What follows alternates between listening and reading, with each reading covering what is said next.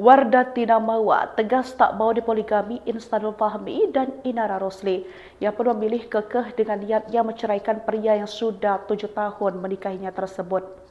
Di sisi lain, Inara Rosli yang semula merasa ditipu oleh Ihsan kini meminta pernikahannya disahkan secara negara melalui isbat pernikahan. Hal itu diungkap oleh kuasa hukum sekaligus rekan Ihsan yakni Dedi DJ. Tindakan Inara melanjutkan hubungan dengan Ihsan yang awalnya telah menolak dua mawa itu dianggap hal yang lumrah oleh Dedi. Dikutip dari YouTube Intens Investigasi pada Senin 5 Januari 2025, menurutnya secara agama pernikahan Ihsan dan Inara tetaplah sah. Karena dengan melakukan isbat nikah, maka buku nikah mereka akan keluar. Secara otomatis pernikahan mereka akan terpayungi secara hukum positif. Lanjut Dedi. Inara Rusli rupanya kekeuh tak mau melepaskan Ihsanul Fahmi meski tahu suami sirinya itu telah menikah dan punya anak.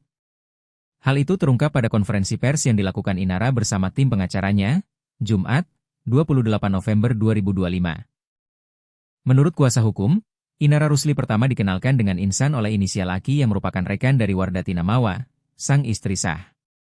Menurut kuasa hukumnya, Putra, saat itu Ihsan mengaku pada Inara Rusli kalau dirinya masih berstatus lajang. Ia berdalih bahwa Inara percaya pada Ihsan karena sudah dikenalkan ke orang tuanya. Baru kenal di bulan Juli, Inara pun langsung mau diajak menikah oleh Ihsan. Lalu pada 19 Agustus 2025, Mawa mengirim DM kepada Inara Rusli. Namun meski begitu Inara tidak langsung membalas pesan Mawa. Sudah tahu Ihsan punya istri, Inara pun nyatanya tetap tak melepaskan Ihsan. Ia lalu membalas pesan Mawa 1 bulan kemudian dengan berdalih tak mau jadi istri kedua.